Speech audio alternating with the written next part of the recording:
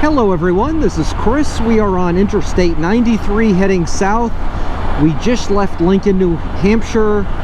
We're on our way to Providence, but this road 93 will lead towards Boston. And I wanted to shoot a video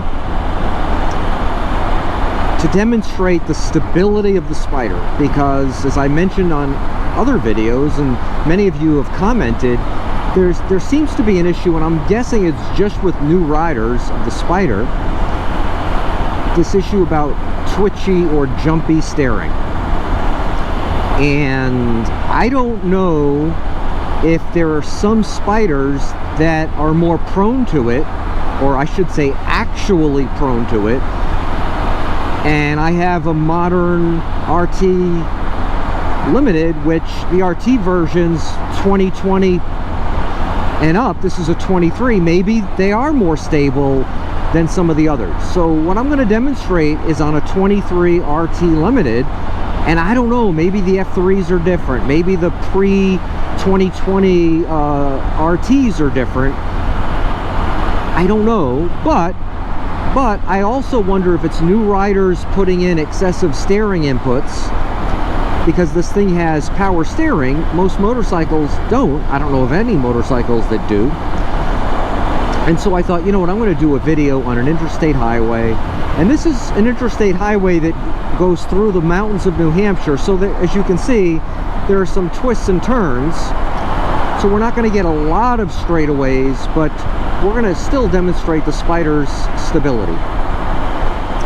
So we've got a very brief straightaway here, and I'm going to just... it's on cruise, hands off. And now I want to turn it, so I'm going to just gentle pressure on the handlebars.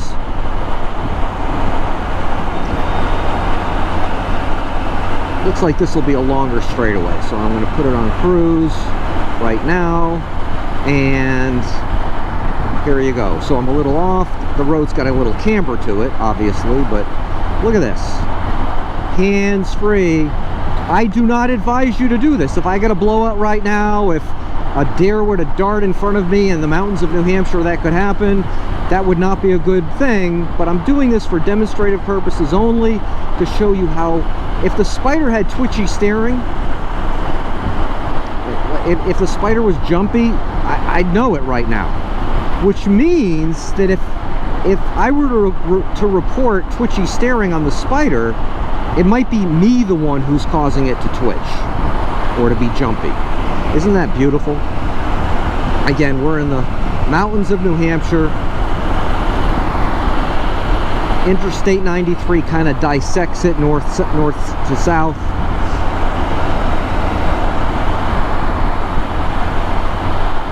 I'm heading to the Tilton Diner, which is a really cool diner. I ate there for the first time last year when I was riding through New Hampshire, when my YouTube channel was just getting started. I think I had just hit 1,000 subscribers back then. Road work, I don't like that.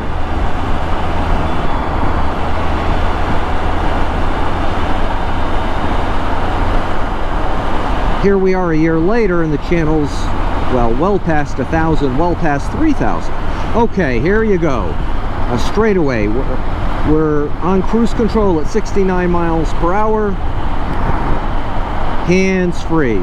And the input is a little nudge to get us on the straight course. Now you can see a slight bend ahead. I'm going to just ease it with my right hand, or I can pull it with my left hand. I do know my right for my left. I can just pull on my right. I'm going to slow down a little here, going through this construction area, and then we've got a nice straightaway. Oh yeah. Oh yeah. So I'm going to just put it on cruise. Let's get it up to 70.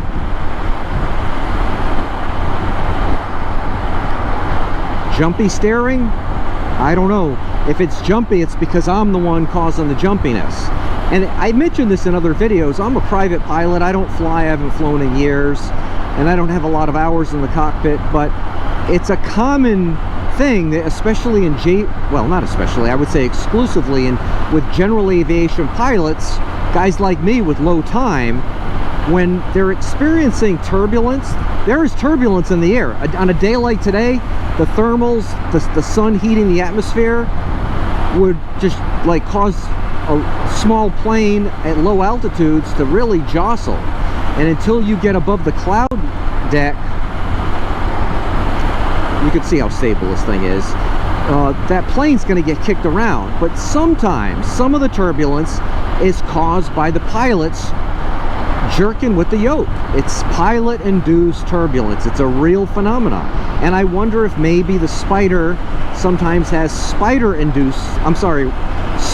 rider induced turbulence,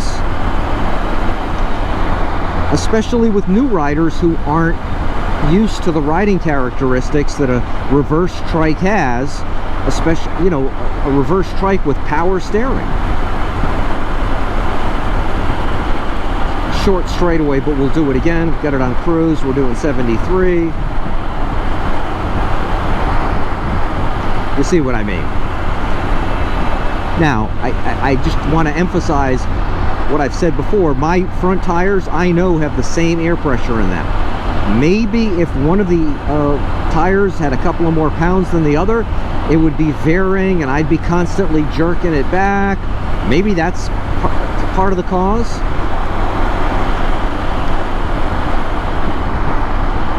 And maybe some of the other Spyder models are more prone to the jerkiness than the RT Limiteds between 2020 and the current day.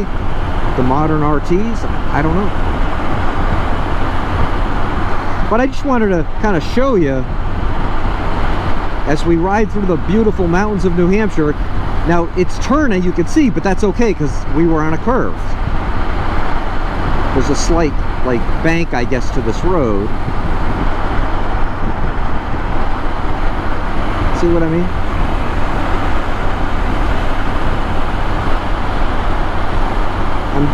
I really want to show you that Tilton Diner, and we'll be there shortly. But before we do, one other thing I want to say I'm going to do is, so I know I've got this ongoing helmet issue that I've been talking about for my past few videos.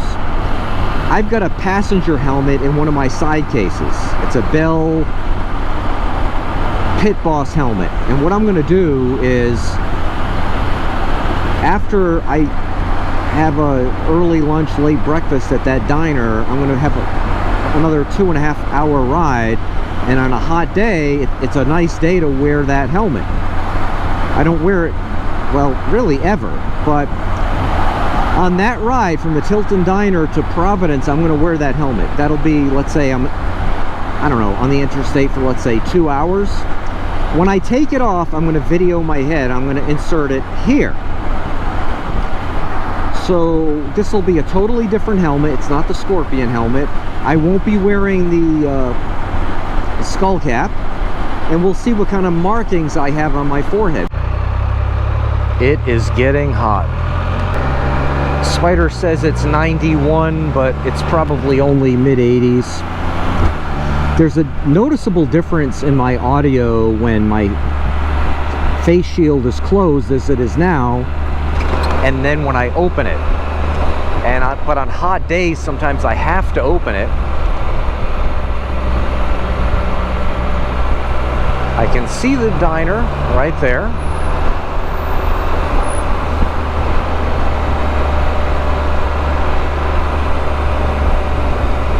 Isn't that cool? A slice of Americana. If you like this video, please hit that like button. If you have any comments on anything we talked about, please comment. I know some of you have been to the Tilton Diner because I can remember last year some of you commenting on it. If you're not a subscriber, if you would subscribe, I sure would appreciate it. And until the next video, you have a great day. Bye-bye.